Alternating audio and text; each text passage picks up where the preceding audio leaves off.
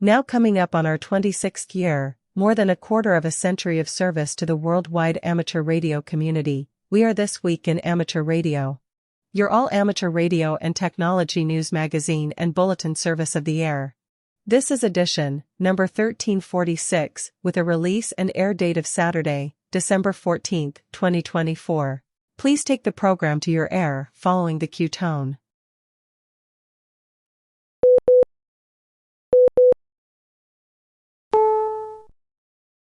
Coming up on our 26th year of service to the amateur radio community, with weekly, reliable, amateur radio news and special features, we are This Week in Amateur Radio, the worldwide premier amateur radio and technology news magazine and bulletin service of the air.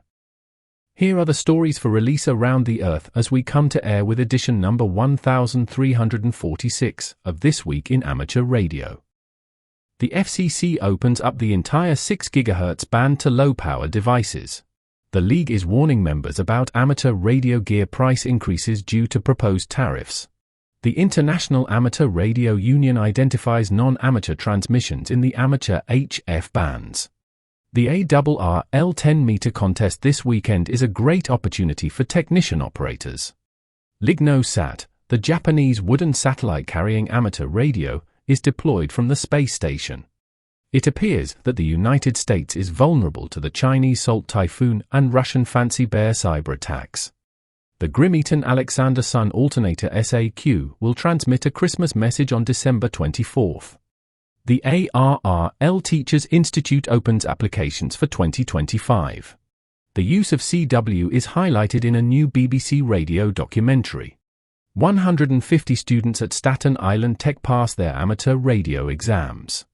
The FCC grants Starlink permission to begin direct-to-cell from space.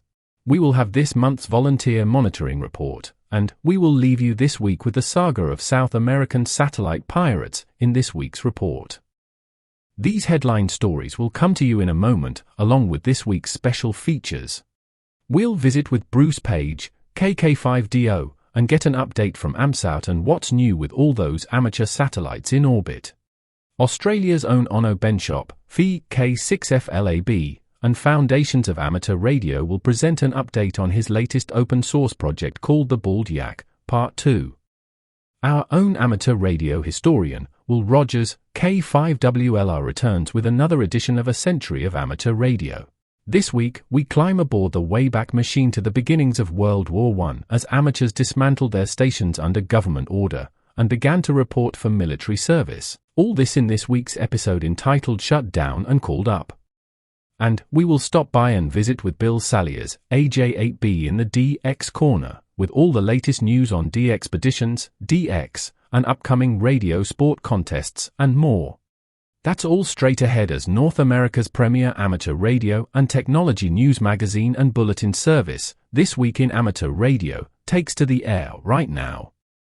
Reporting from our headquarters studio just outside the capital of New York State, where the weather has us back in the deep freeze, this is W2XBS. And reporting from our news bureau in Salem, Ohio, this is Denny Haight, NZ8D. And reporting from our bureau in Dallas, Texas, where it's beginning to look a lot like autumn, actually. I'm Tammy, KI5ODE. And reporting this week from the news bureau in Cortlandville, New York, where the snow is currently coming down. And just like that, we went from falling leaves and cider to falling snow and eggnog for some holiday cheer. I'm Chris Perrine, KB2FAF. And reporting from our news bureau in Rochester, New York, along the southern shore of Lake Ontario, I'm Dave Wilson, WA2HOY. And reporting from our news bureau just outside Albany, New York, in the Geek Cave studios, I'm Rich Lawrence, KB2MOB. And reporting from our Troy, New York News Bureau, where the heaters are working overtime, I'm Eric, KD2RJX. And reporting from our amateur radio outpost in the western Catskill Mountains of upstate New York, where it's still winter outside, but it's going to be 50 degrees by Tuesday. I'm Don Hulick, K2ATJ. And reporting from our news bureau in Fayetteville, Arkansas, where we have been on a temperature roller coaster, I'm Will Rogers, K5WLR, looking for the exit. I'm Denny Haight, NZ8D, and here is our lead story. The Federal Communications Commission this week adopted new rules to expand very low-power device operations across all 1,200 MHz of the 6 GHz band alongside other unlicensed and Wi-Fi-enabled devices. This added flexibility in the 6 GHz band will bolster a growing ecosystem of cutting-edge applications like wearable technologies and augmented and virtual reality, which will enhance learning opportunities, improve healthcare outcomes, and bring new entertainment experiences. The FCC has in recent years expanded unlicensed use between 5.925 and 7.125 GHz, helping to usher in Wi-Fi 6E, set the stage for Wi-Fi 7, and support the growth of the Internet of Things. The report and order permits the very low power or VLP class of unlicensed devices to operate across 350 MHz of spectrum in the 6.425 to 6.525 GHz band and 6.875 to 7.125 GHz portions of the band at the same power levels and technical protections while protecting incumbent licensed services that also operate in the band. These VLP devices will have no restriction on locations where they may operate and will not be required to operate under the control of an automatic frequency coordination system. To ensure the risk of interference remains insignificant, the devices will be required to employ a contention-based protocol and implement transmit power control while prohibited from operating as part of a fixed outdoor infrastructure. VLP devices operate at very low power across short distances and provide very high connection speeds, which are ideal for the types of high data rate cutting-edge applications that will both enrich consumer experiences and bolster the nation's economy. The FCC's actions in the 6 GHz band will spur innovation by providing more capacity for emerging technologies and applications, such as augmented reality and virtual reality, in-car connectivity, wearable on-body devices, healthcare monitoring, short-range mobile hotspots, high-accuracy location and navigation, automation, and more. Today we take the effort to support unlicensed activity in the 6 GHz band even further, said FCC Chairwoman Jessica Rosenworcel. She continued, "We are opening up 350 MHz of the 6 GHz band to small mobile devices operating at very low power. When you combine that with the 850 MHz of the 6 GHz band that we made available for low power just a year ago, we are expanding access to 1,200 MHz to help jumpstart the next generation of unlicensed wireless devices." The American Radio Relay League has warned its membership the impending import tariffs of the Trump administration will cause major disruptions to the cost of amateur radio gear due to almost all radio equipment being manufactured in Asian countries. Given the wildly fluctuating statements the U.S. President-elect has made, ranging from 20% to 100%, import tariffs will undoubtedly make millions of products go up in cost to the American consumer, and amateur radio equipment will be no exception. Bart Yonke, W9JJ, ARRL Director of Regulatory Affairs, has stated that all manufacturing brands will be affected, and the long list of items includes much more than radios. It will touch things like Raspberry Pi computers and hotspots. Expected big winners will be Canadian retailers along border states, as U.S. hams are expected to just drive up north to such places as Toronto and buy gear there, thus avoiding the import tariff that Trump says he will impose, Yonke said. The International Amateur Radio Union has identified non-amateur transmissions in the amateur HF bands. The IARU monitoring system has released a log with accompanying video of hundreds of examples of non-amateur transmissions taking place across the amateur radio HF bands during 2024. Examples include DRM broadcasts from Communications University of China, Superdarn radars from across the globe, CODAR, British over-the-air radar, as well as Seabeers and pirate radio operators. The Super Dual Auroral Radar Network, or Superdarn, is an international scientific radar network consisting of 35 high-frequency HF radars located in both the northern and southern hemispheres. Superdarn radars are primarily used to map high-latitude plasma convection in the F region of the ionosphere. All these hundreds of non-amateur transmissions, the majority of them long-lasting, are a big annoyance for the amateur radio operators that try to enjoy their hobby in the bands that are allocated to them for that purpose, as they drastically reduce the usable spectrum in these bands. Now celebrating our 25th year keeping the amateur radio community around the world informed, you are listening to This Week in Amateur Radio, available worldwide as a podcast from our web at twiar.net.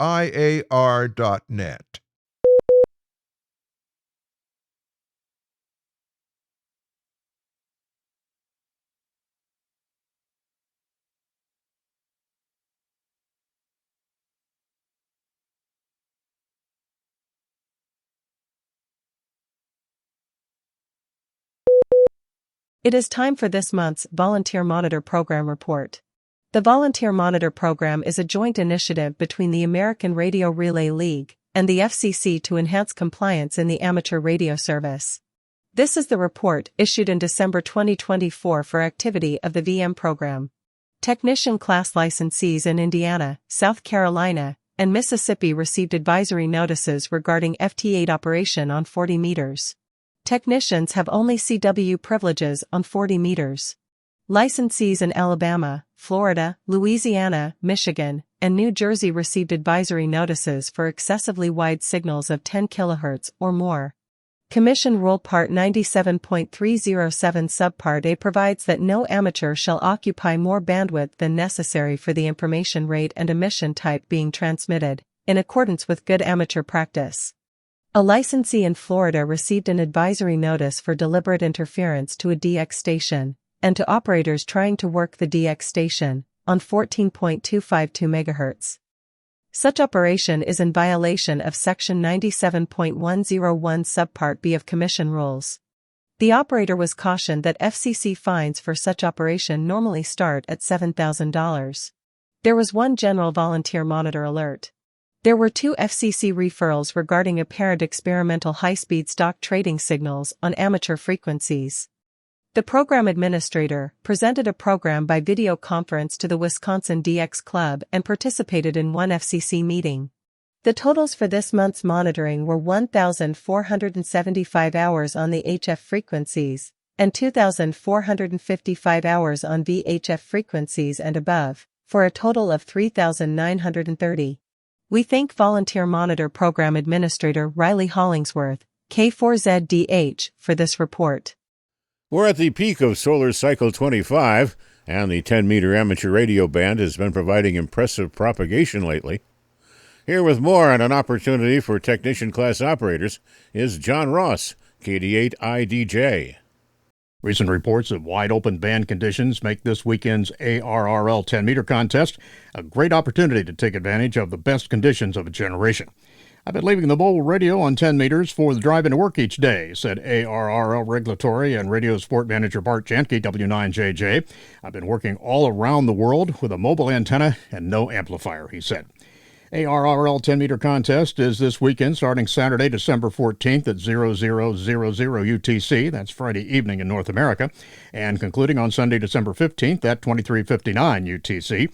Stations may contact any other station regardless of location using CW and phone.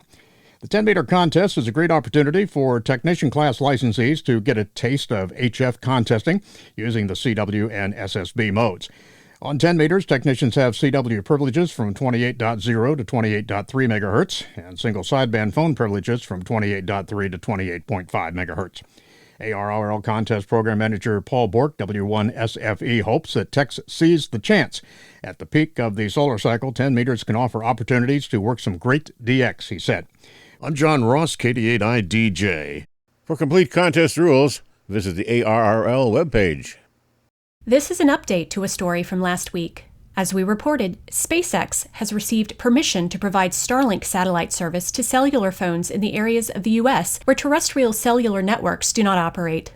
Now, the Federal Communications Commission gave its approval in late November for direct-to-cell capability, known as supplemental coverage from space, using second-generation Starlink satellites that will be launched soon. There will be as many as 7,500 of these new satellites that will be capable of providing this kind of mobile phone service. SpaceX has a lease agreement with cellular provider T-Mobile for this service in the continental U.S., Hawaii, Alaska, and Puerto Rico.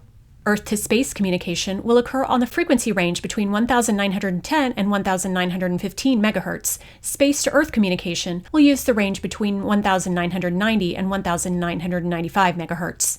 The FCC order, dated November 26, said that direct-to-cell capability is designed to provide a more robust link to emergency services when severe weather or other conditions do not make conventional connections possible. The FCC said that before Starlink can provide this service to mobile phones outside the United States, it would need permission and licenses from those countries' governments. The FCC said that various subbands between 1,429 MHz and 2,690 MHz would be used for this purpose. Hams around the United States will be calling QRZ starting at midnight UTC on December 14th and ending Christmas Day. The 6th year of operation for the popular 12 Days of Christmas special event is getting underway on the HF bands. In addition to all these ladies, lords, and drummers, and a whole bunch of French hens, geese, swans, and turtle doves, you will also find 2 bonus stations, VC9 XMAS1 and VC9 XMAS2, joining the action this year from Canada.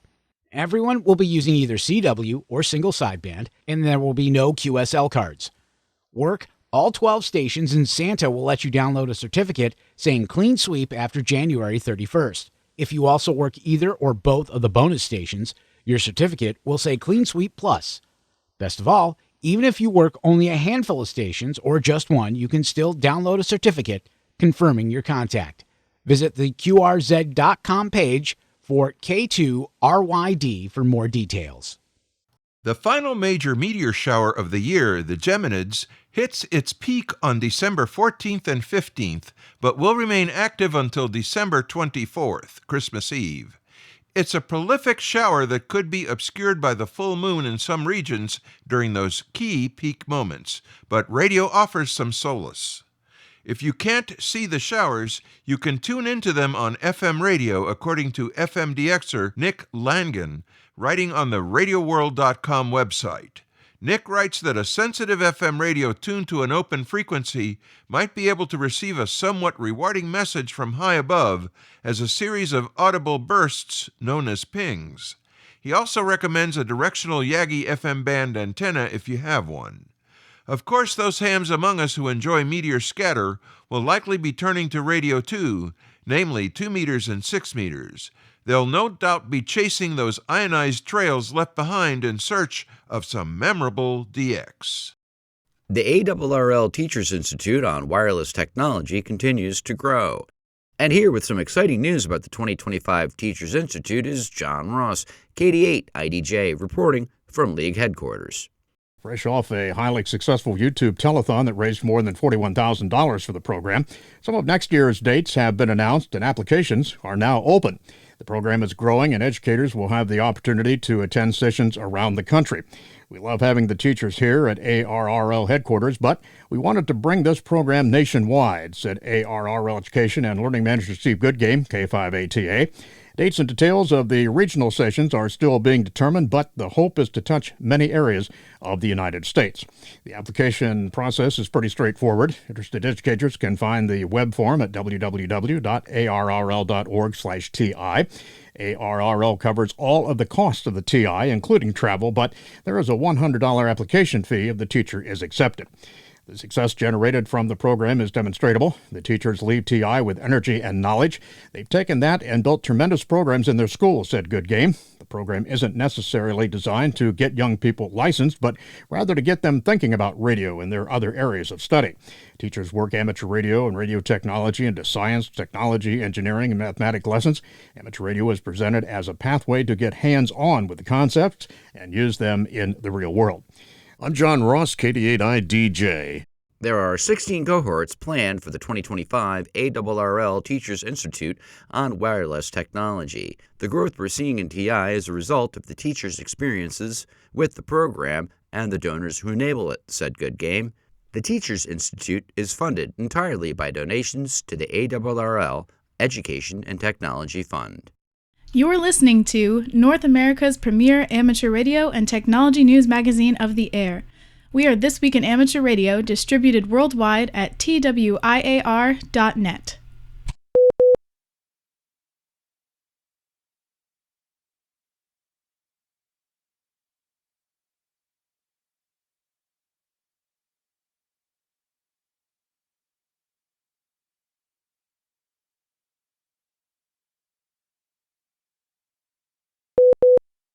In a recent episode of Leo Laporte's This Week in Tech, the panel explored what is being called the worst hack in U.S. history. That would be China's Salt Typhoon. This massive cyber espionage campaign has compromised United States telecommunications infrastructure, leaving officials increasingly concerned about the far-reaching implications for national security.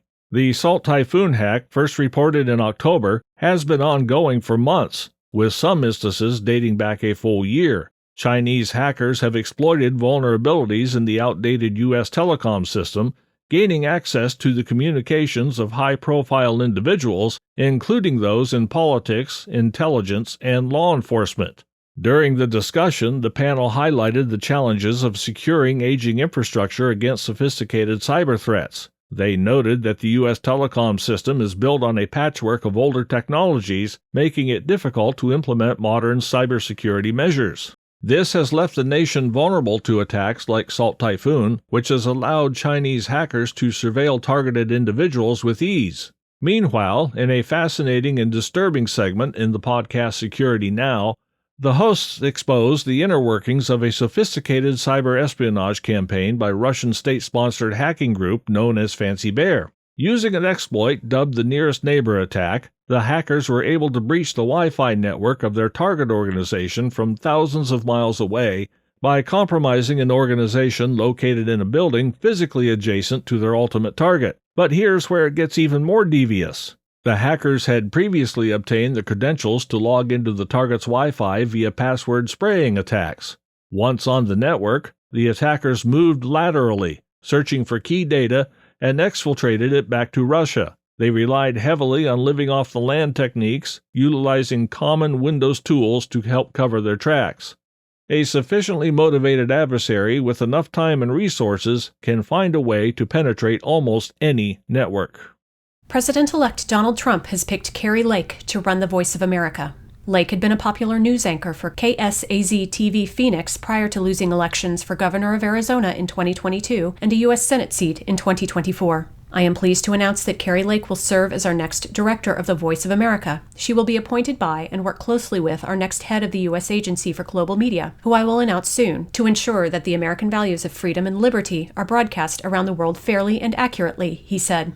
Voice of America, or VOA, is the largest U.S. international broadcaster, providing news and information in nearly 50 languages to an estimated weekly audience of more than 354 million people, according to its website. VOA produces content for digital, mobile, television, and radio platforms. It is also distributed by satellite, cable, FM, and medium wave, and is carried on a network of more than 3,500 affiliate stations. VOA is part of the U.S. Agency for Global Media, the government agency that oversees all non-military U.S. international broadcasting. It is funded by the U.S. Congress. The head of VOA must be approved by the U.S. Senate. The director of the VOA is appointed by a vote of the 7-member advisory board.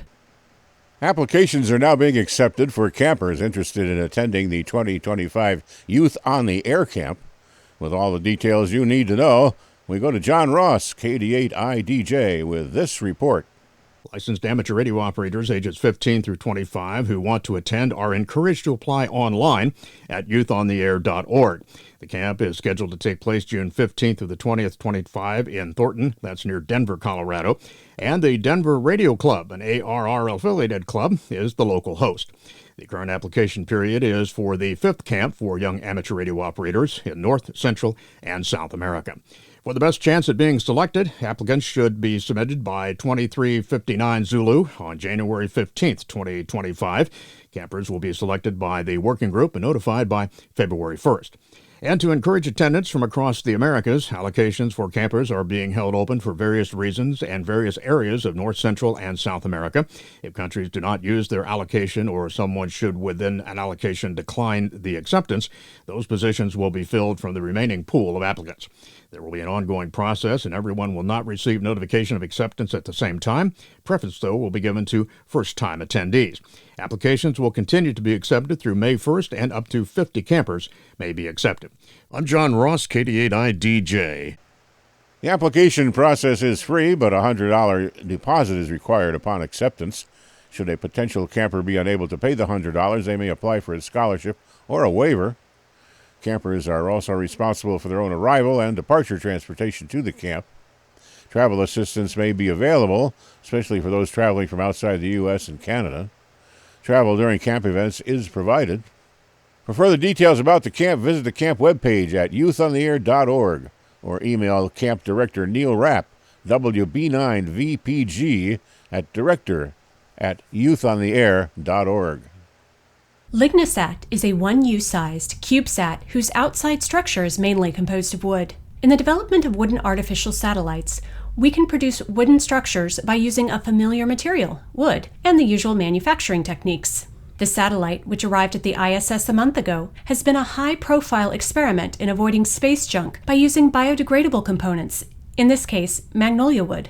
The long-awaited joint launch by NASA and JAXA makes yet another satellite available for amateur radio. This will provide more people with the opportunity to develop amateur satellites at a lower cost. This satellite performs the following missions. First, amateur radio mission LignoSat will extract call signs of the amateur radio stations from the FM packet data signals uplinked and respond to them by using the CW downlink and their call signs to send thank you messages. This shows the success of interactive satellite communication using only UHF frequencies.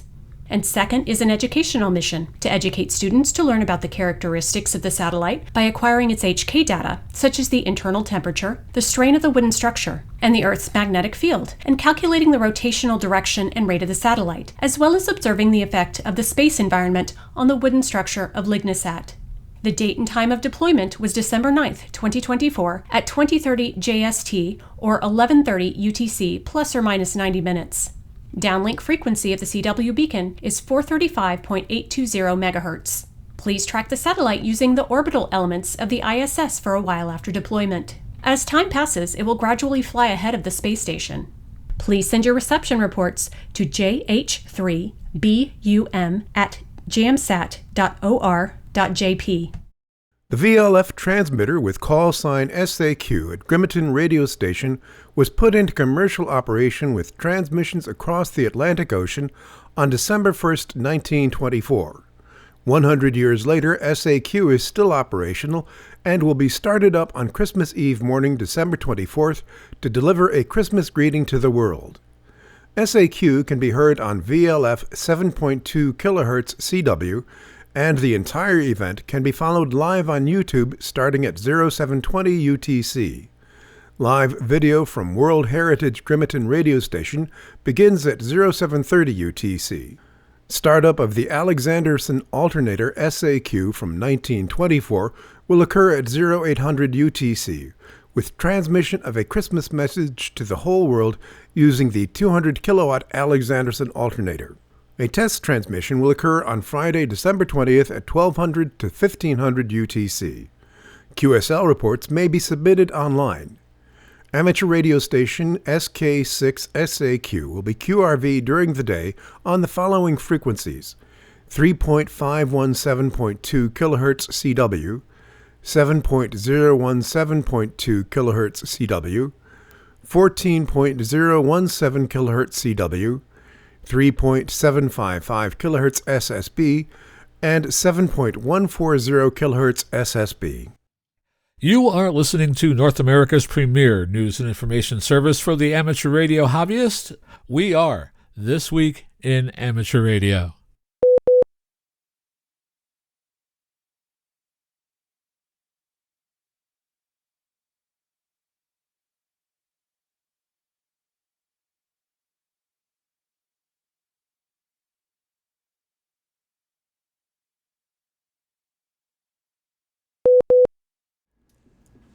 Hello and welcome to the DX Corner for your weekly dose of DX. I'm Bill, AJ8B.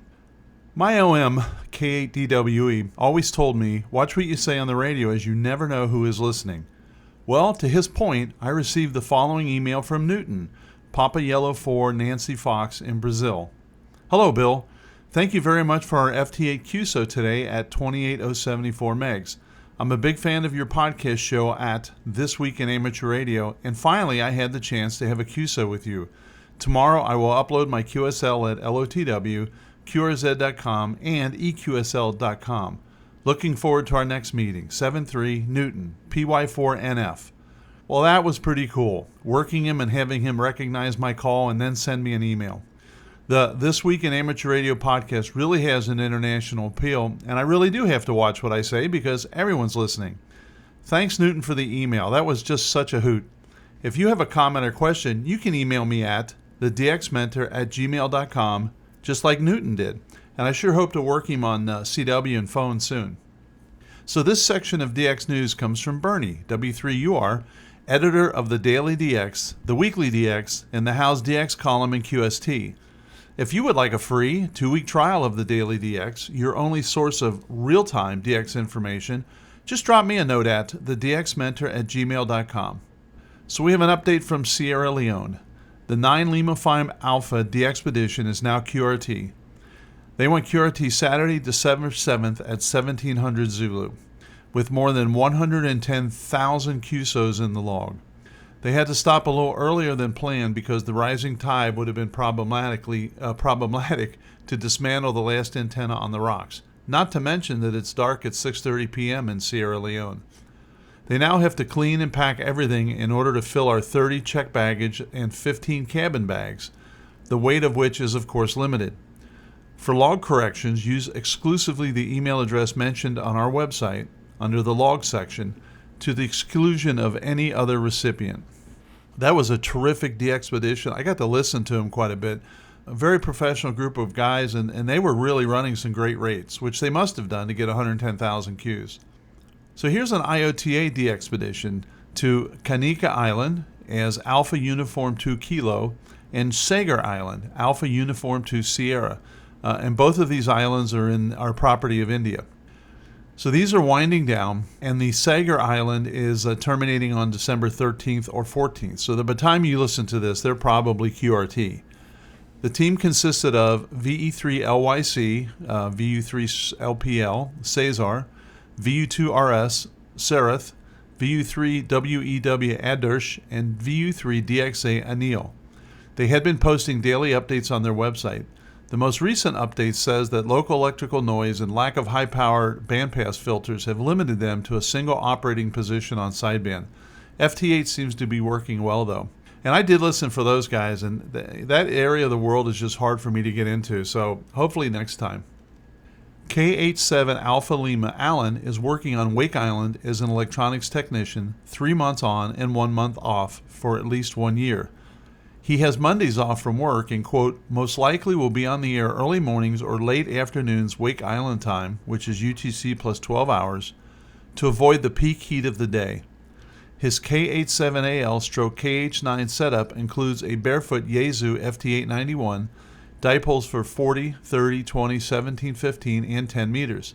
You can listen for him on single sideband and possibly some CW.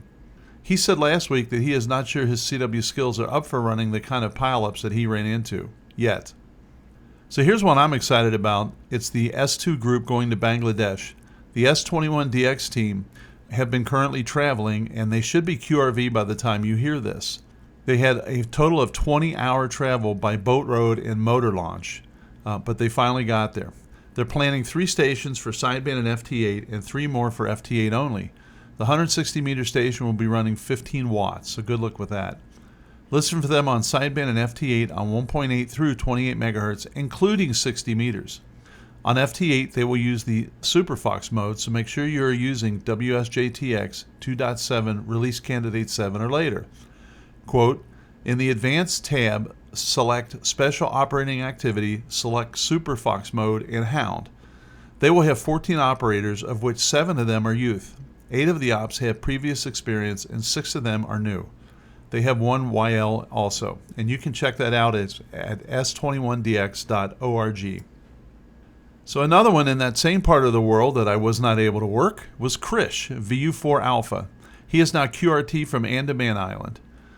Here's an update on this self-funded, one-man operation with over 30,000 QSOs in the log. Quote, I appreciate everyone that tried to get into the log. As soon as I receive the LOTW certificate, I will upload the entire log. I have no expectations for any financial compensation at all. I will make log corrections once I am back on the mainland. There was one goal for this trip, to hear the callers who I could not hear from the last trip in 2023. That mission has been accomplished. I have moved almost 1 ton of equipment to the island. The phased arrays for 160 meter has certainly proved its value. I was able to offer 160 meter contacts to stations who had not had a new one for over 10 years on that band. Some made 80 meter contacts with 100 watts. I was also able to do 6 meters. The installation of the 5-element 6-meter Yagi proved to be a bonus with the surprise openings I experienced. I did cater to special requests from hams who have over 300 entities and needed VU4 for a new one on 6 meters. I feel satisfied with my accomplishment. It was a choice to reactivate VU4 as opposed to sitting on a beach with a drink and a cigar just about anywhere else in the world, and to spend my valuable and spare vacation time off. It takes a lot of work to put together the equipment and bring and install it and successfully keep it running to make contacts. Not many have the ability to run 7 stations at the same time and pull something off of this magnitude. Anyone can sit on a keyboard and make comments on the internet. Fame takes hard work and never comes from being a troll on the internet. Fame follows when results are delivered and many people are happy. As far as the operation and QSOs go, it is quality over quantity. We had radios on 80 and 160 for every opening every day. I was on 6 meters on every day as well. The goal was for an all-time new one to as many folks as possible. I could have done more single sideband, but I am in a multi-transmitter situation and not willing to shut a band down on FT8 to get on sideband. FT8 gets more weak signal callers to log me as opposed to sideband, but I still did it since I had the equipment needed to pull it off. It is more gratifying to see that folks with a simple wire and 100 watts worked me on 6 different bands. I will open up OQRS and club logs. No Bureau QSL, please. It's a lot of work and I do not have the help to sort the cards. If you have a situation and need a card, please drop me a note and I will be happy to send one direct. Also, incoming Bureau cards can take a lot of time to handle. The ARRL charges for the outgoing Bureau card by the weight and have special sorting requirements. Until next time, 7-3 from Krish, VU2 VKU, W4 VKU. End quote. I didn't work him, but I thought he did a terrific job, and all the comments I saw online were 99.9% positive, and there's always going to be a few that aren't happy. Members of the Russian Robinson Club, RRC, are planning a Central American tour between February 10th and March 8th of 2025. They are planning stops in Nicaragua, Costa Rica, and Panama. They will start in Nicaragua on February 11th, and BQRV is YN6 RRC. If everything is approved, they will also do Isla del Cardon, which is North American-212, as Hotel 7 RRC during that same time frame. They may also operate as YN8-KL7 RRC and possibly do a POTA operation on NI-011. Next, they will head to Costa Rica, where they will be operating as TI1 RRC on Isla Cano NA117 and do a POTA activation on CR-0018 between February 19th and the 25th. And finally on to Panama from February 26th to March 3rd, where they will be operating 3 Fox 3 Radio Charlie from POTA PA0033. The group is still waiting on all of its call signs. They plan to be active from the parks on 160 through 10 meters and from the IoT operations on 40 through 10 meters. They plan to have 5 to 6 operating positions as well. They're looking for support.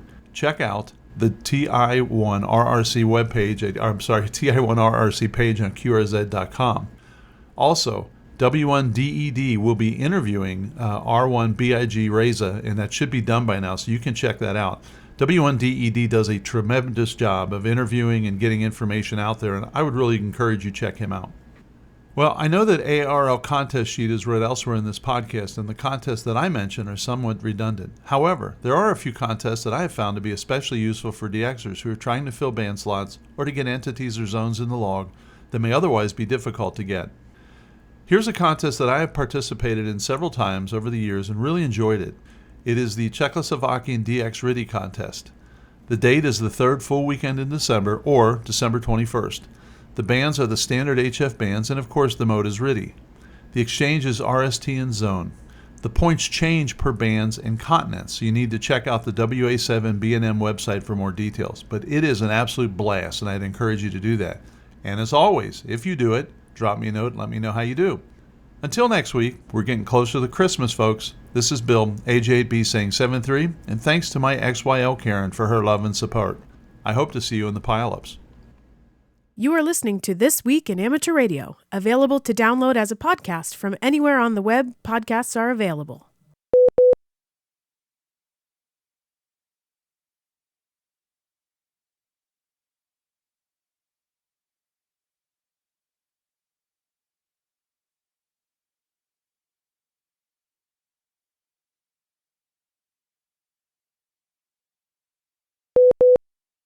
The following item was recorded a number of years ago by Mr. Random Access Thought Bill Barron, N2FNH.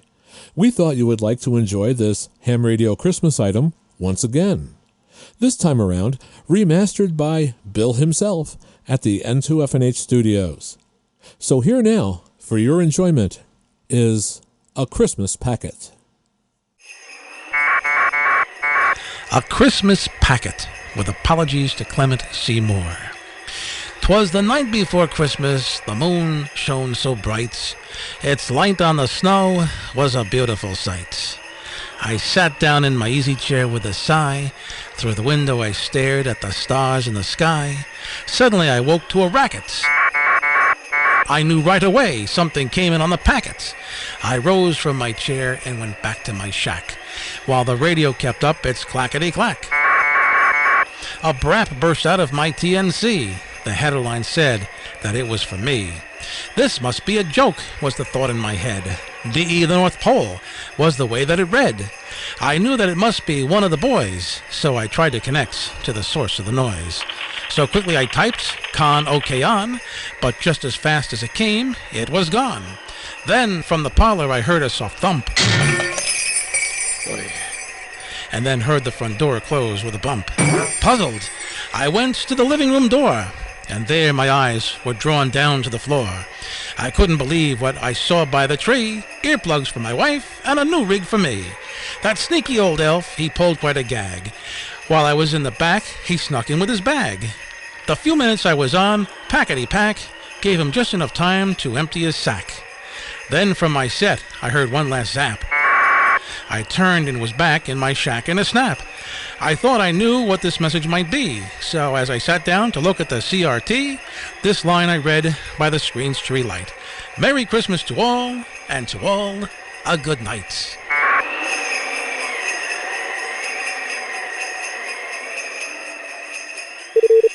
Foundations of Amateur Radio. During the week, an interesting question was put to me. Am I going to make this into a GNU radio tutorial? In short, no. And yes. At this point, I know enough about what I'm attempting to recognize that I'll be deep diving into the bowels of GNU radio and the inevitable idiosyncrasies that a large project like that has, and as a result I'll likely have to explain the context in which something broke, which will no doubt result in me having to walk you through the details. So this means that there will be trips into how this thing works, but I'm not currently planning a GNU radio course. Not only because that's not what Bold Yak is about, but because I like to know what I'm talking about, even if the peanut gallery might at this point call out, "Why start now?" Yes, from time to time, what I'm talking about here is based on something I'm still in the process of learning, and obviously I make mistakes. Now, if you haven't been playing along, let me state the purpose of why I'm here. The Bold Yak project aims to create a modular, bidirectional and distributed signal processing and control system that leverages GNU radio. In the pursuit of happiness, I've been resisting making a table with the various communication protocols in use to extract data and control the data stream within the software-defined radio world. I've been avoiding this because I don't feel like I know the landscape well enough. Of course, making the table will create a better understanding, chicken and egg. I do have a handle on what functionality is required. So, in the spirit of writing it down or it didn't happen, here's what I know. This thing needs to be bidirectional because it needs to be able to receive and transmit. I don't yet know if this functionality needs to be symmetric. What I mean by that is I don't know if both directions need the same functionality. Consider, for example, a distributed receiver decoder. Imagine a device that spits out bytes at a particular rate. These bytes represent received radio signal. How and what they are specifically I'll leave alone for the moment. This information needs to be read and processed. The processing could happen on the same computer, or it could be a separate computer connected to the local network, or a remote network across the internet. There could be more than one computer doing the work. We could choose to send the whole stream of bytes, our radio signal, to every computer. This is how YouTube works when multiple people watch the same video. And yes, I'm ignoring caching for the moment. It requires a boatload of network bandwidth and hardware. You could send part of the signal to a receiver. This is how WebSDR works. This requires a mechanism to select and control each part of the data stream. A third option is to use a networking technique called multicast. It provides a way to send a data-intensive stream, like our radio signal, to multiple computers simultaneously. NASA uses this to distribute radio signals all over the place. I used it in the early 1990s to broadcast a live radio show I hosted, Online Computing Radio, across the globe with listeners in Sweden, Switzerland and Greenland, whilst I was in a radio studio in Perth, Western Australia. This only to say that multicast has been around for a long time. Another way to look at this is that a radio transmission is a multicast signal. As long as you're within range, anyone can receive the same signal. To keep track of what we were talking about, this is discussing how a digitized received radio signal is distributed to various computers for processing. Each of those three methods can be combined in interesting ways depending on requirements. For example, a spectrum logging tool might expect the entire stream, but an FM decoder might only want one little slice. A RTTY decoder might want a different slice and an FT8 decoder yet another. Before I go on, let me come up with some terms.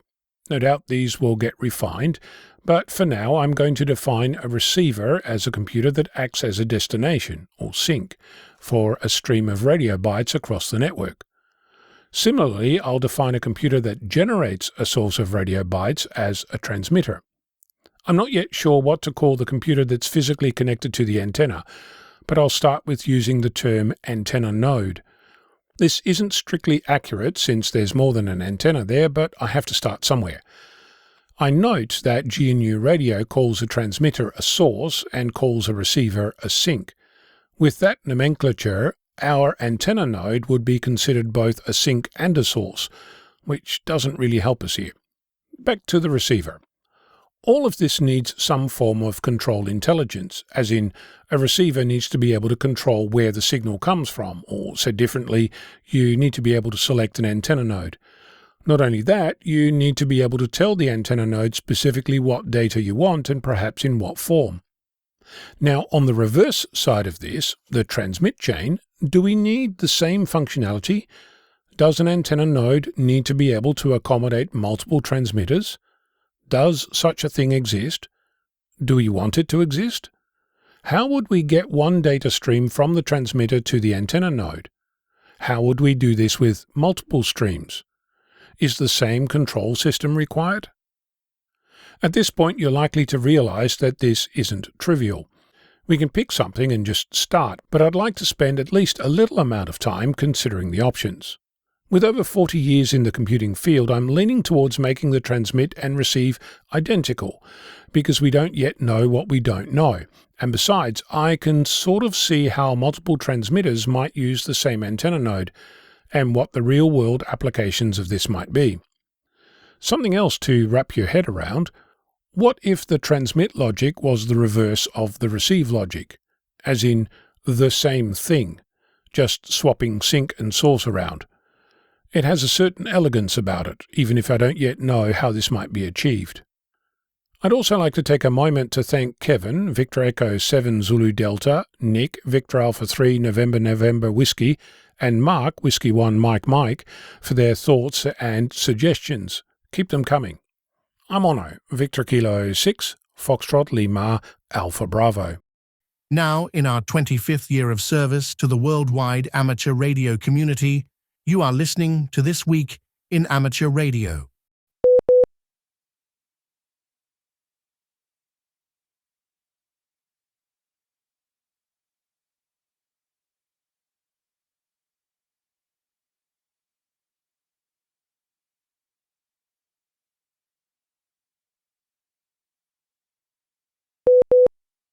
The Raymond B. Jones College of Engineering at Lipscomb University in Nashville, Tennessee, has received a check for $25,000 from the Friends of Wireless to establish an endowed scholarship for electrical engineering. The Friends of Wireless, based in Nashville, is a nonprofit organization which makes grants to area organizations to further the field of amateur radio in Williamson County. Over the past several years, Friends of Wireless has provided grants in excess of $10,000 to the Williamson County Emergency Management Agency, plus deeding over a repeater site and all of the equipment. Hilton Dean, W4GHD, Friends of Wireless Treasurer, along with the Friends of Wireless President Ed Hudgens, WB4RHQ, presented the check to Dr. David Elrod, WA4MRH. Dean of the Lipscomb College of Engineering, Hudgens is also an ARRL Delta Division Vice Director. There are 55 electrical engineering students, all from different demographics and environments, who would qualify for the scholarship, said Dr. Elrod. Elrod added that several students are already licensed amateur radio operators and use the equipment at the Lipscomb Engineering Amateur Radio Club, K4LRC. As we previously reported, a Romanian teenager won a starring role in the International High-Speed Telegraphy World Championship in Tunisia after setting a new world record for receiving call signs sent using Morse code. Now, Yanis Gutaru, Y08YNS, is one of the many stars in the new BBC radio documentary about the power Morse code has as a communication protocol. The documentary, called Ready to Transmit, is hosted by Stephen Coates and was released on December 8th. In addition to visiting the recent championship, the 28-minute program highlights the role Morse plays in helping a disabled woman communicate with her family and talks to a war veteran who still remembers her code skills after more than 80 years. Code is also seen as a source of joy, as the documentary quotes Yanis as saying it brought him unbelievable happiness upon receiving his hard-earned award. Graduation day came early for a group of students at Staten Island Technical High School, an ARRL education model school that grew out of the League's Teachers Institute on Wireless Technology. 159 students took and passed their FCC licensing exams, 18 of them upgrading to General and Amateur Extra. The program is overseen at the school by teacher Everton Enriquez, KD2ZZT, who attended the Teachers Institute in 2023. The students received congratulations from the League's Education and Learning Manager Steve Goodgame, K5ATA, and ARRL Hudson Division Director Ed Wilson, N2XDD. A coalition of New York City and state and public safety officials and emergency response leaders are calling on Senate Majority Leader Chuck Schumer to ensure passage of a bipartisan AM radio for every vehicle act before the current Congress ends. Led by FDNY Commissioner Robert Tucker and NYPD Chief of Patrol John Chell, the letter to Senator Schumer was co-signed by leaders past and present and other public safety agencies. The letter reads, "For those tasked with keeping the citizens of New York safe, AM radio has and continues to play a vital role in their mission. As we reflect on the recent anniversaries of both 9/11 and Superstorm Sandy, we are reminded of just how important AM radio was to informing the citizenry during and in the days after these crises as to how the public safety would be jeopardized in future events without access to AM signal. During these events, power outages and the collapse of the Internet and cellular networks left AM radio as the sole source of real-time emergency information for millions of residents. The letter also draws attention to the removal of AM radios from new vehicle models by some automakers, a decision the authors argue poses a direct threat to public safety. FEMA has also warned that this trend could leave millions of Americans without access to critical, life-saving information during emergency. The legislation, which has strong bipartisan support, would mandate the inclusion of AM radio in new vehicle models, citing its critical role in public safety. Supporters point to recent disasters like Hurricanes Helene and Milton and the Maui wildfires, which again demonstrated AM radio's vital role in delivering emergency updates when other communication systems fail. The signatories finished by saying, "In our capacity as experts tasked with protecting the citizens of New York, we respectfully ask that you work to ensure the enactment of the AM Radio for Every Vehicle Act before the next Congress." The AM Radio for Every Vehicle Act was garnered 262 co-sponsors in the House and a supermajority of 63 in the Senate. The House Energy and Commerce Committee approved the bill with a 45-2 vote, advancing it to the full House for consideration. Should the act not pass before the 118th Congress ends early in January, it will have to restart its journey under a Republican-led legislative branch. The amateur radio citizen science investigation team known as AMSAT has begun publishing a new quarterly newsletter focusing on hams and the scientific community. The newsletter, which is delivered as a free download, contains updates on ongoing projects and any related activities. AMSAT's founder, Nathaniel Frizzell, W2NAF, expects that the new publication will enhance communication among supporters and observers. In addition to bringing readers up to date on various projects, the inaugural issue features a number of profiles of volunteers deeply involved in AMSAT's work, including data analyst Gwyn Griffiths, G3ZIL. The Whisper enthusiast has been deeply involved in various propagation studies. The newsletter download is available at hamsci.org/newsletter. You can also visit the AMSAT website at hamsci.org to add your name to the mailing list. The Greater Cincinnati Amateur Radio Association 1936 Net will hold its annual AM night on Thursday, December 26, 2024, on 1936 kHz. The activities get underway with pre-net check-ins beginning at 6:30 p.m. Eastern Standard Time. The official net begins at 9 o'clock p.m. Eastern Standard Time and typically lasts 2 hours. The net control station is Bill NM4A, located at Union, Kentucky. The net typically attracts about 65 stations from all over the U.S. during the course of the evening. All AM check-ins are welcome. This is a great opportunity to hear some classic AM rigs, including heavy metal, military, broadcast AM transmitters, and state-of-the-art software-defined radio operating AM. AM Night will also appear on NetLogger to help keep track of check-ins. This past week, Frank Bauer, KA3HDO ARRS USA Executive Director and ARRS International Chair, passed this along to the ARRS volunteers. It is with great sorrow that we announce the passing of Gaston Bertels, ON4WF. Gaston died December 3, 2024, from cancer. He was 97. Gaston was recently given the title Elder Statesman by the ARRS International Team. This honor was given because of his monumental role in the formation and operation of the ARRS team. He wrote our ARRS terms of reference and participated in numerous discussions over the years on how to run a cohesive, results-oriented international team.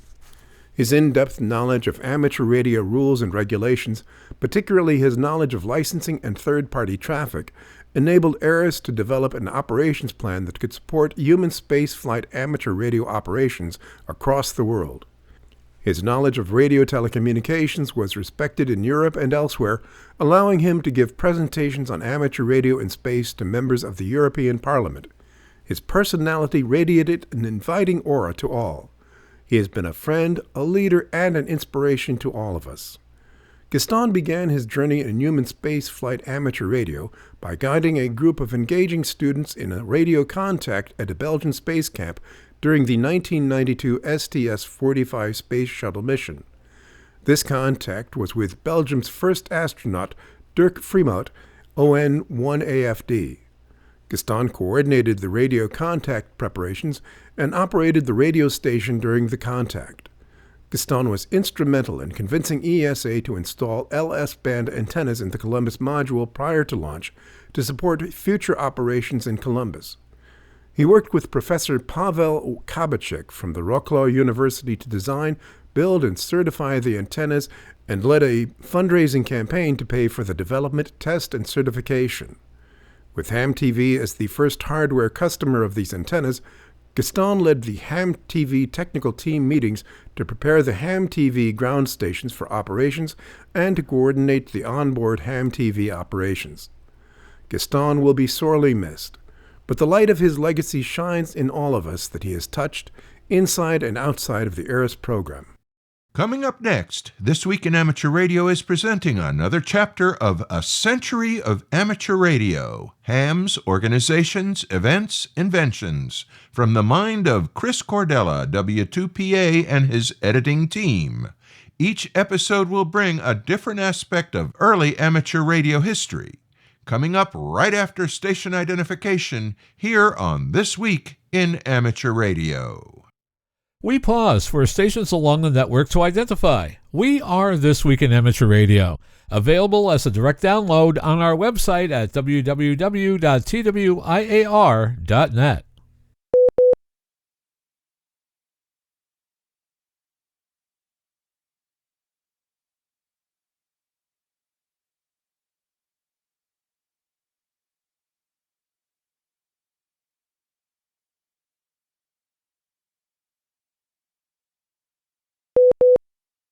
Welcome to the 19th segment of Ham Radio History, a century of amateur radio, Ham's organizations, events, inventions.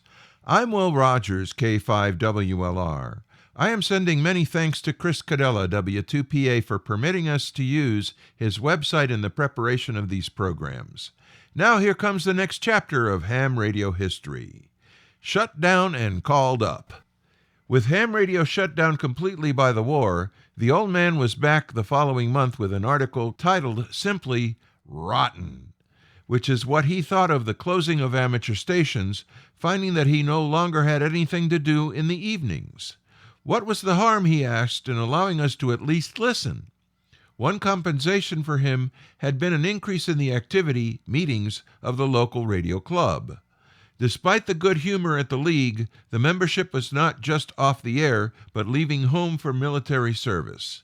QST was the only remaining medium keeping amateurs in touch, and League officials were beginning to realize that it would not last without an influx of new members and subscribers. Being of prime age for service, Tuska noted that he, too, would soon have to either join the Naval Reserve, the radio service, or be drafted.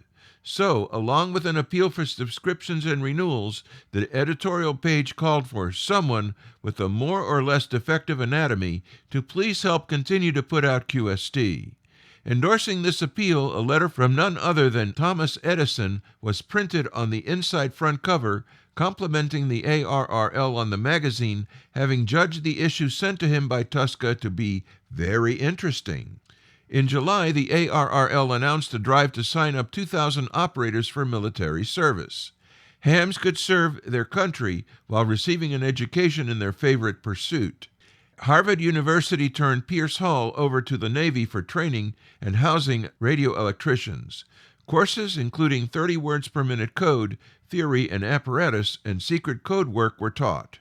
Training would require a small amount of drill work, too, since a radio operator is a petty officer and must know how to handle men.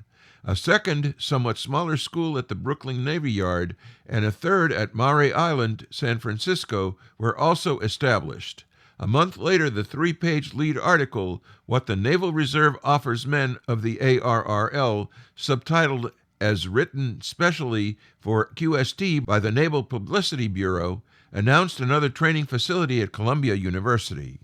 The Navy offered a long list of interesting subjects to be covered in its training, such as transmitting and receiving sets, condensers and oscillating circuits, and electromagnetism.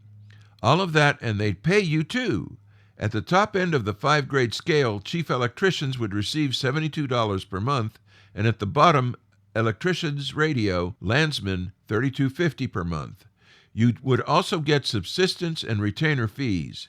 Interested amateurs were to clip the enrollment form printed in QST, take it to the recruiting office, get a physical, and then send it to the ARRL for handling. If you didn't like the idea of cutting up your QST, the League would send you a separate blank on request.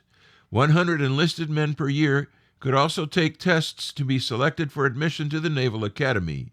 You just had to have passed your 17th birthday. Members began to report with stories about their military service, being careful to include only as much detail as necessary and allowed.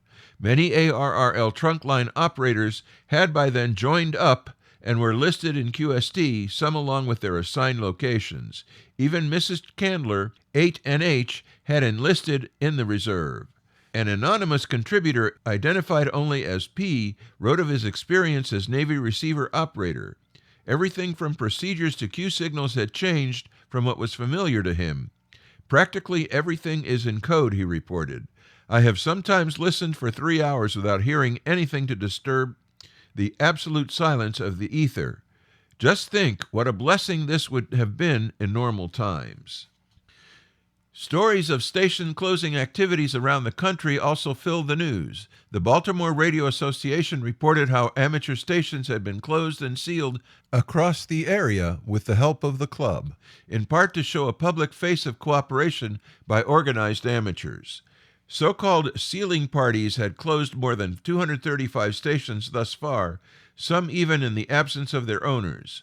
All were accomplished without opposition, and some reporting humorous incidents at the club meetings, either to report on the unevenness of government closings in other cities or to boast about their own accomplishments. The club claimed that no such operation had occurred in neighboring cities, for example, Washington, where no closings had yet happened, and Philadelphia, where some stations were still reportedly operating.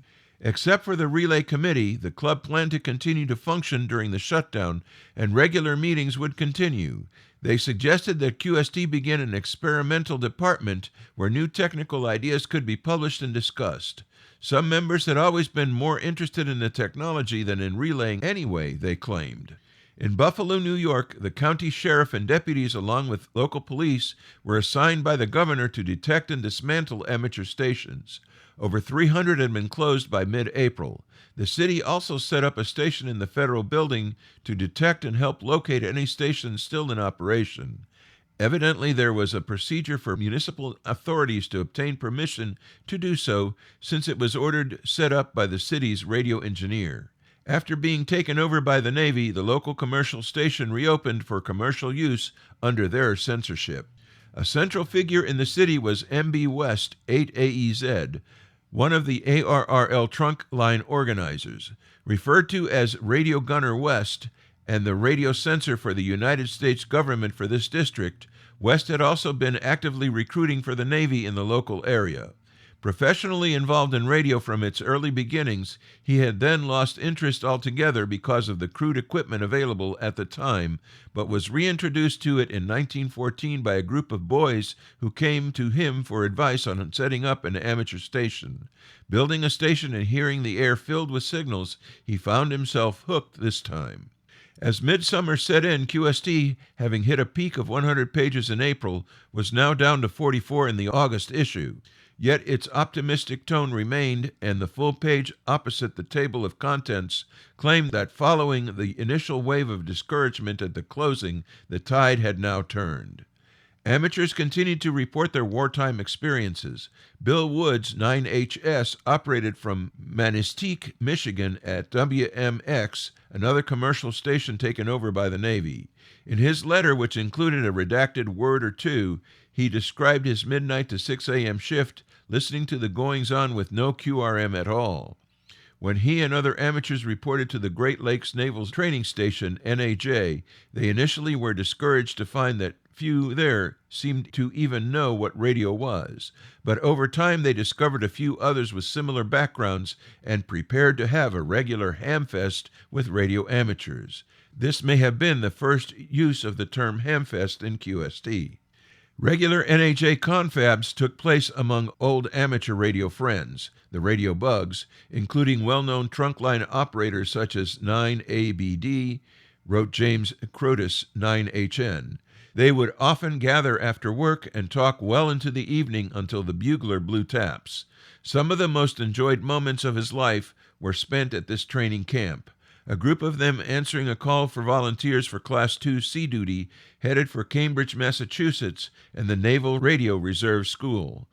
There they met many more operators who had come in from all districts of the country. Our Pacific Coast friends are doing their bit, Walter Maines reported from the Naval Radio Station San Francisco. They nightly copied KHK, a 5 kW 600-meter spark station in Waihawa, Territory of Hawaii, designated TH then, nearly 2,100 miles away in the middle of the Pacific Ocean and the Sea of Summer Static. About twice weekly, they also copied JOC on 600-meter spark from Japan, 5,475 miles distant, along with ships off the Japanese coast. Daytime receptions were limited to 500 to 750 miles. Their station, yet another private one taken over by the government for receiving work only, was equipped with 2 oscillating Audion receivers used in non-oscillating mode, one built by the chief operator E.M. Sargent and one built by the author originally for use at his own amateur station before the war.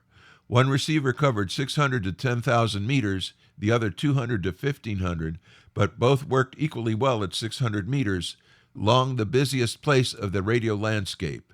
Their antenna was 400 feet long, suspended 45 feet high over poor sandy ground near the ocean in West San Francisco, with the station on the second floor of their building. A quick break for identification purposes. You're listening to This Week in Amateur Radio.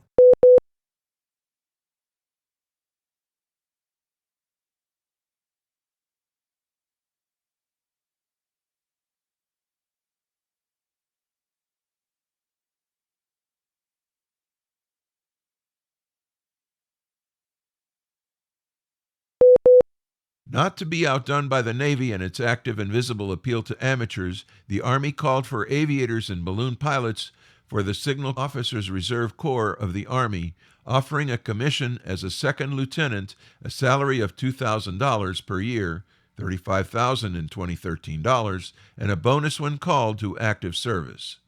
Returning to print in July, the old man wrote, "Rotten Resonance." The scene was another club meeting with the regular antagonists, Final and Radical.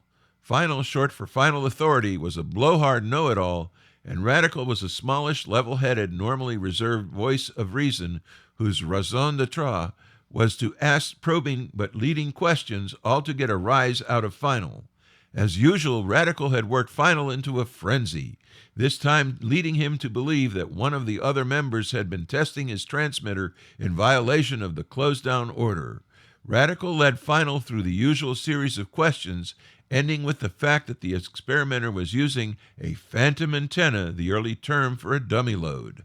This was evidently TOM's way of postulating that amateurs could continue to experiment with transmitters even though we were off the air.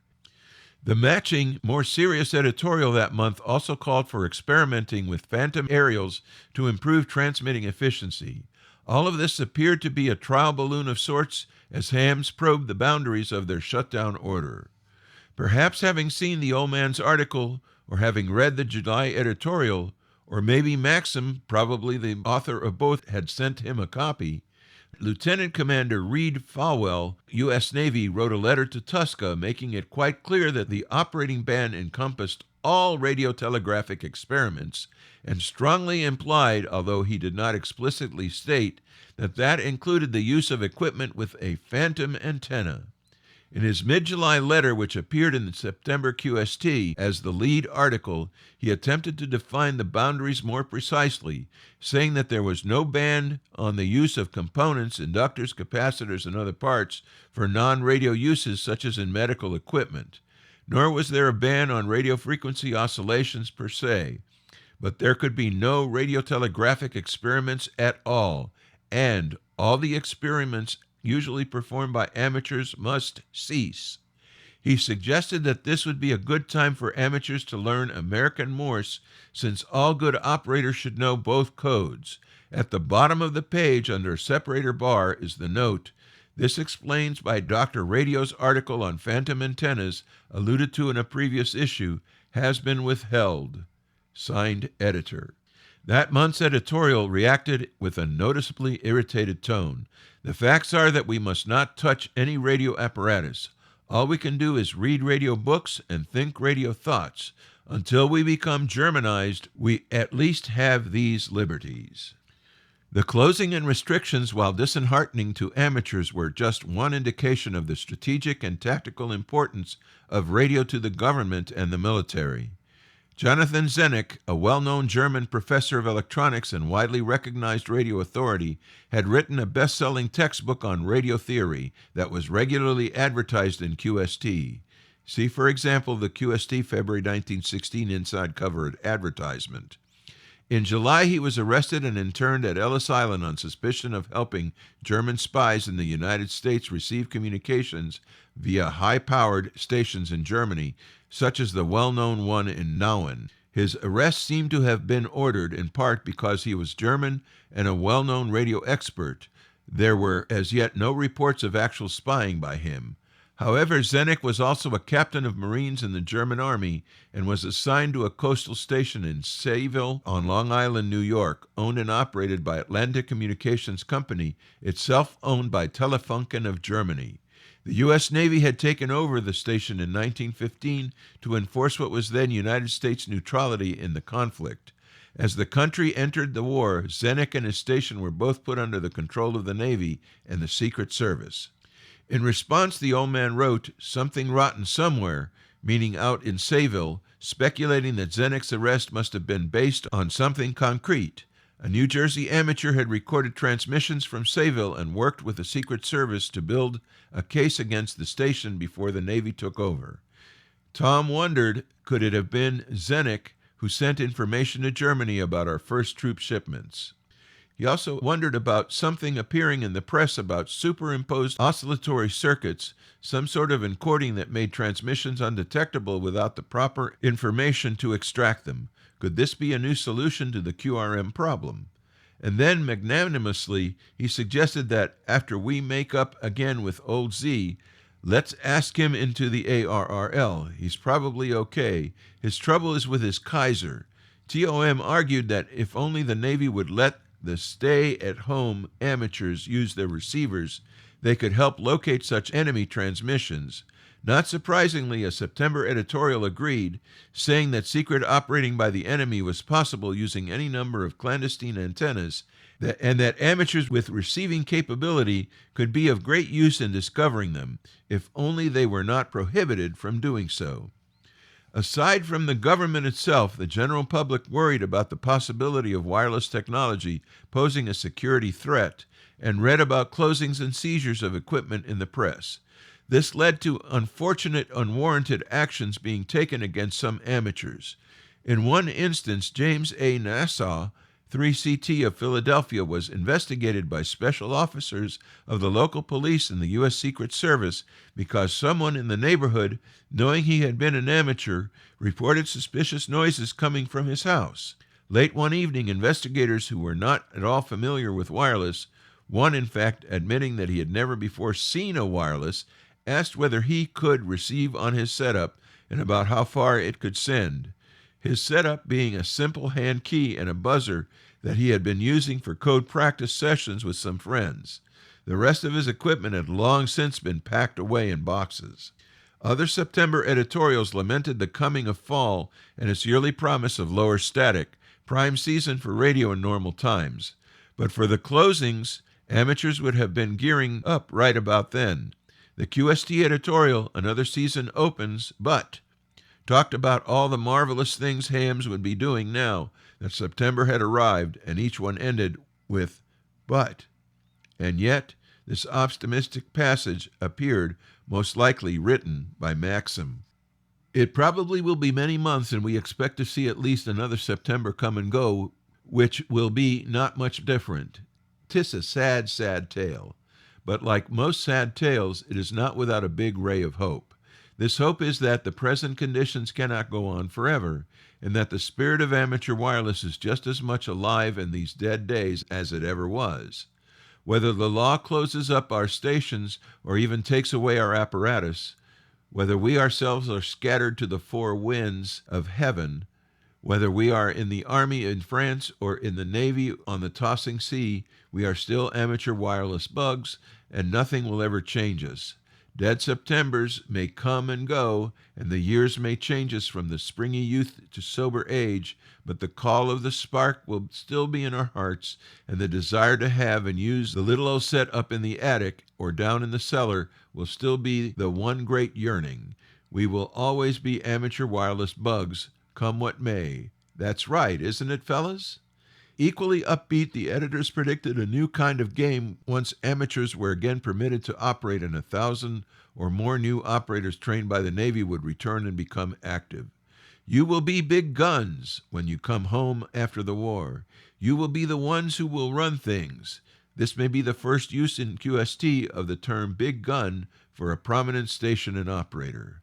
September QST's cover drawing depicted a submarine at sea flying an improbable multi-wire aerial, unintentional as metaphor, but apropos as hams left their silent submerged stations behind to cross the ocean and serve as signalmen. Nowhere in this issue is there any indication that it would be the last QST for the next 19 long months. A quick break for identification purposes. You're listening to This Week in Amateur Radio. I'm Will Rogers, K5WLR.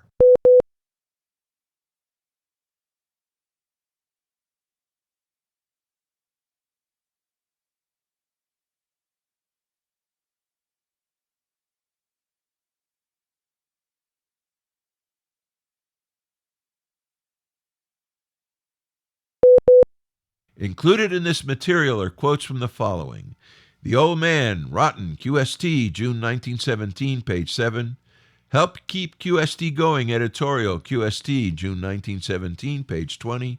Wanted by Uncle Sam, 2000 Amateur Wireless Operators, QST, July 1917, page 3. What the Naval Reserve Office offers men of the ARRL, QST, August 1917, page 3. Personal mention of members in service, QST, July 1917, page 5. Baltimore Radio Association, What It Has Done Since Closing Orders, QST, July 1917, page 24. Looking Forward, no link to this page in the archive, QST, August 1917, page 2.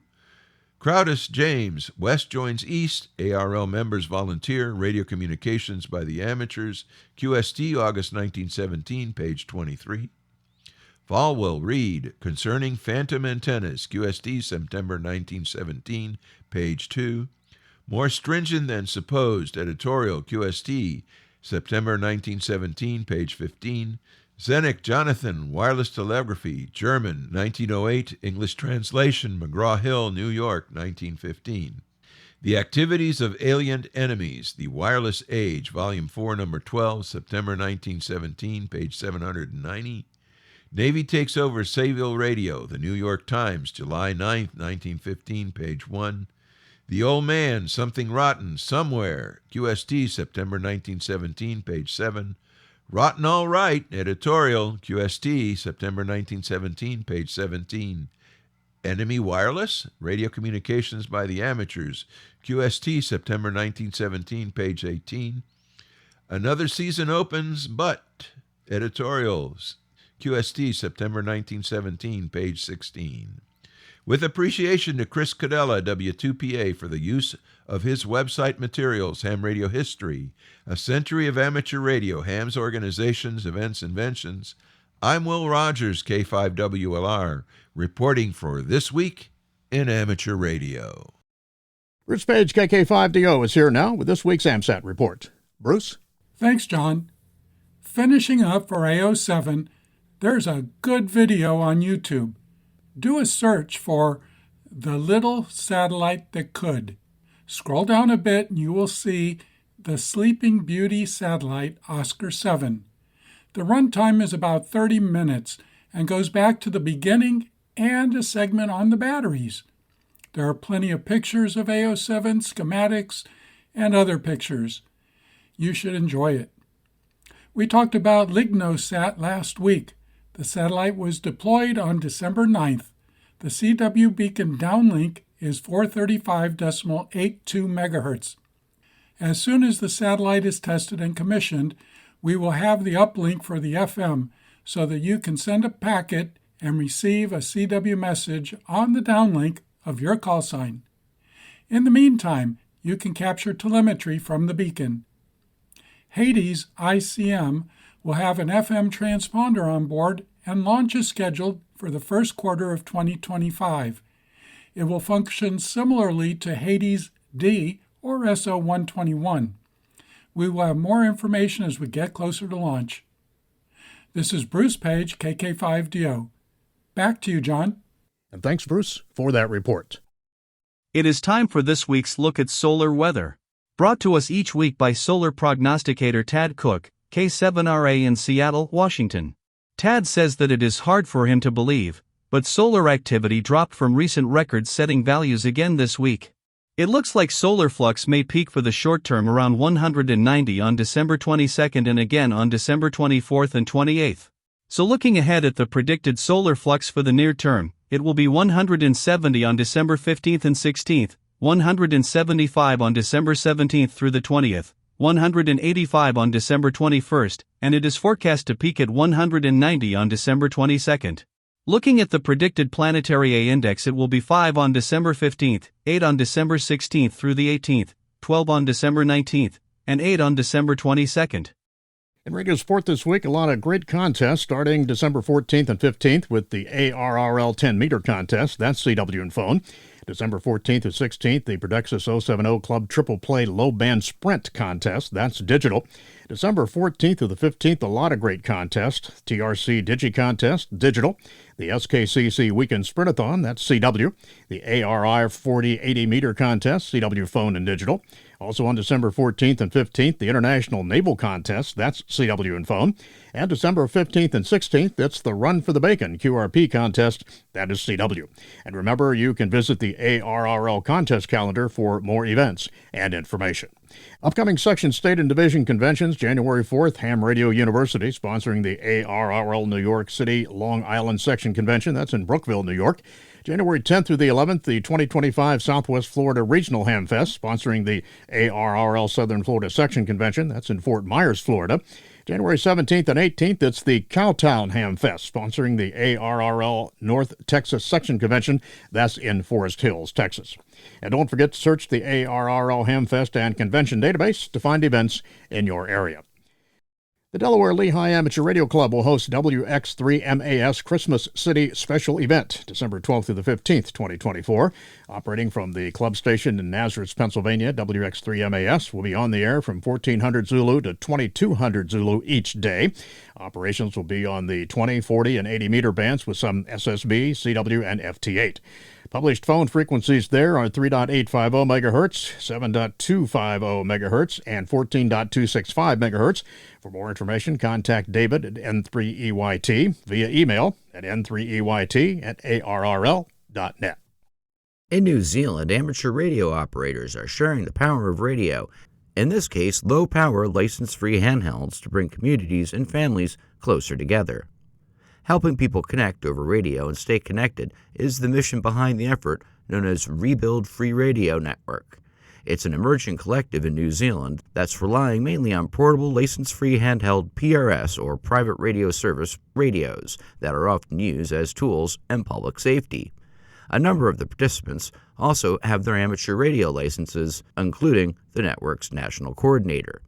Writing in Kwa, the newsletter of the Franklin Amateur Radio Club, club member Trish Murray, ZL1TTM, explained how, community by community, she is helping to strengthen the network locally. She described the hands-on interactive workshops she has been leading to get people familiar with the UHF radios they have purchased but may be hesitant to use.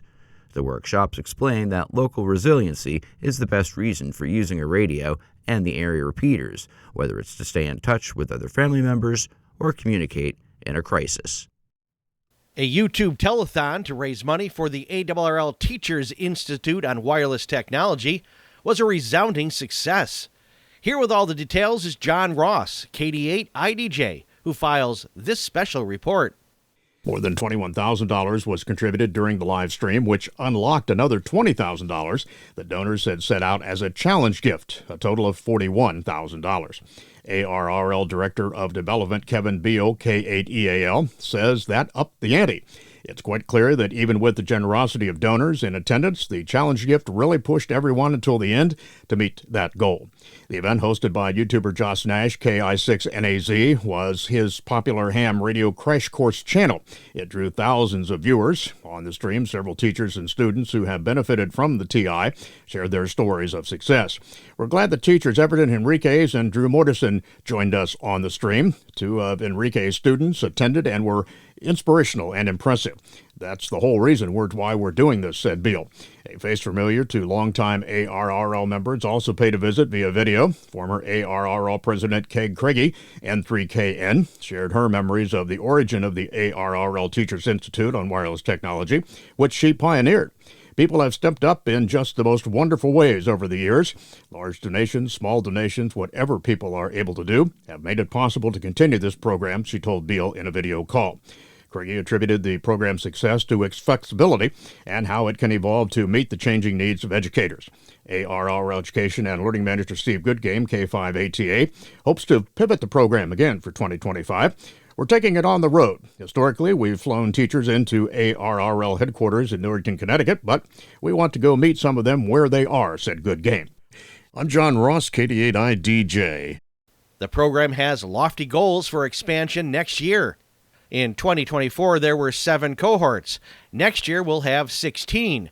We're grateful to everyone who participated in the live stream, whether they watched it, shared it, or donated to it, said Goodgame.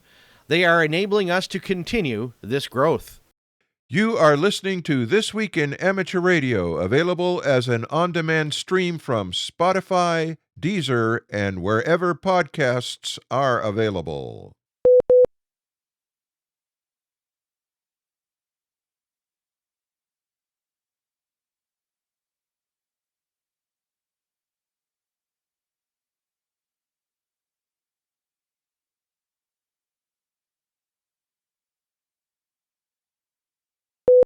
We have 2 very brief items for this week's AMSAT satellite shorts from all over. First up is the NASA announcement that the Artemis II mission, scheduled to carry astronauts around the moon, has been delayed to early 2026, and the Artemis III mission, the first moon landing of the Artemis program, has been delayed to 2027. And our final short tells us that President-elect Donald Trump has announced his plan to nominate Jared Isaacman as the next NASA administrator. Isaacman has flown in space twice as a private astronaut aboard the SpaceX Inspiration 4 mission and on board the Polaris Dawn mission this past September, where he became the first private citizen to perform a spacewalk.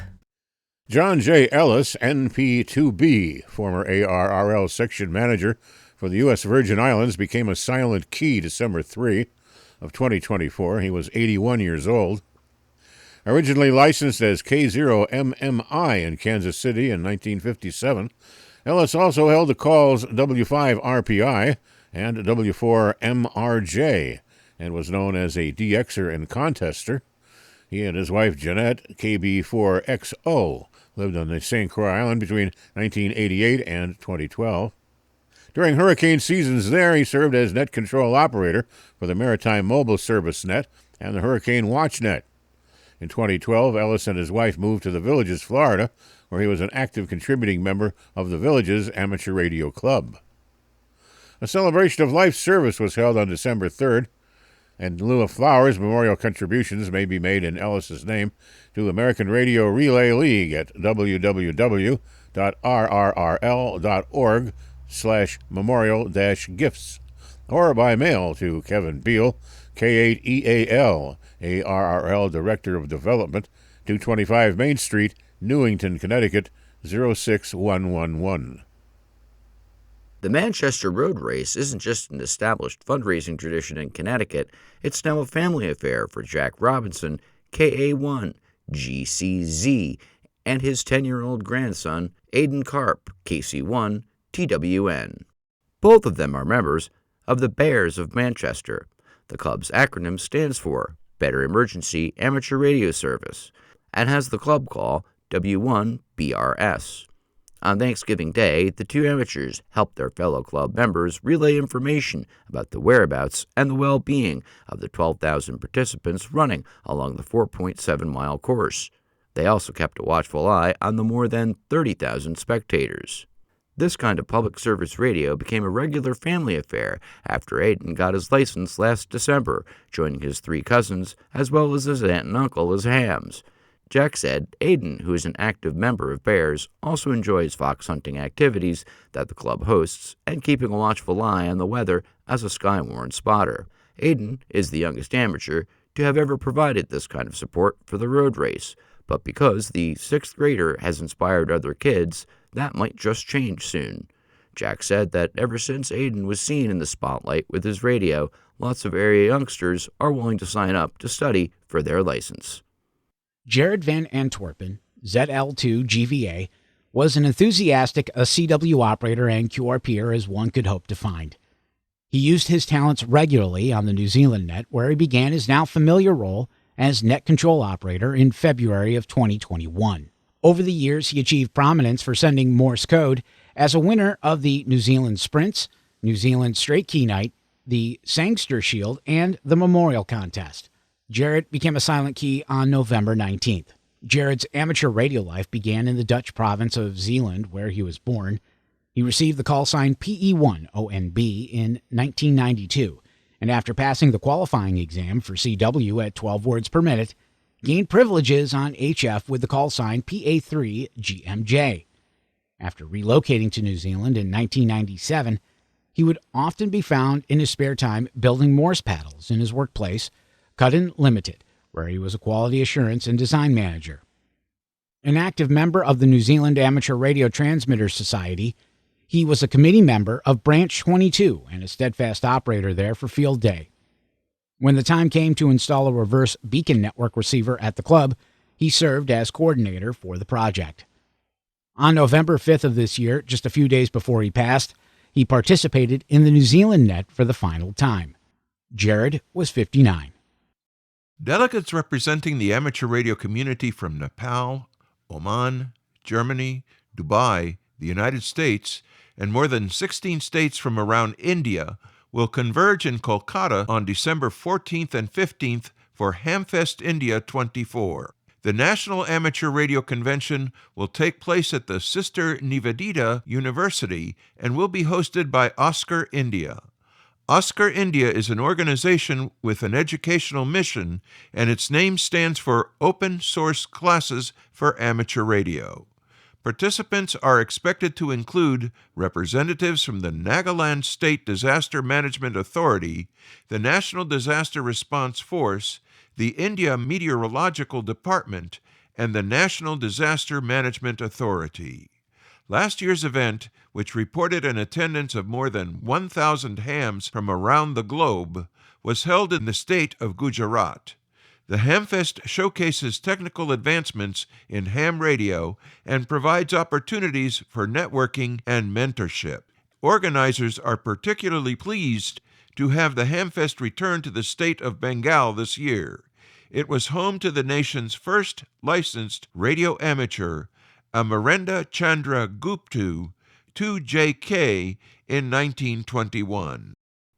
Special event stations in Croatia and in Switzerland are honoring the resolution passed in 1992 by the United Nations General Assembly, proclaiming December 3rd to be the International Day of Disabled Persons. This is a day devoted to awareness of what those with disabilities face around the world on the political, economic, cultural, and social fronts. The Croatian stations are on the air until the end of the year, activating call signs 9A24PDRA, 9A24PD, and 9A24D. In Switzerland, hams have been using the call sign HB9IPDA. International Amateur Radio Union Region 1 itself recognizes its responsibilities as well through its information program for disabled radio amateurs. That program circulates useful information connecting disabled hams and would-be hams with resources to promote greater access and enjoyment of amateur radio.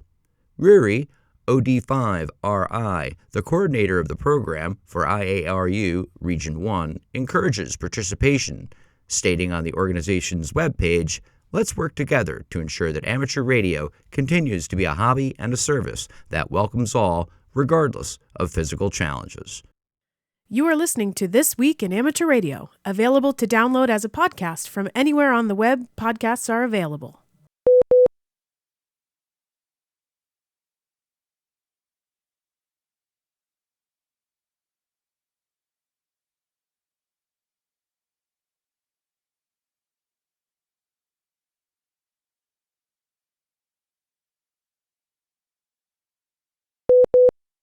This Week in Amateur Radio is holding open auditions for news anchors for the weekly national worldwide amateur radio news service.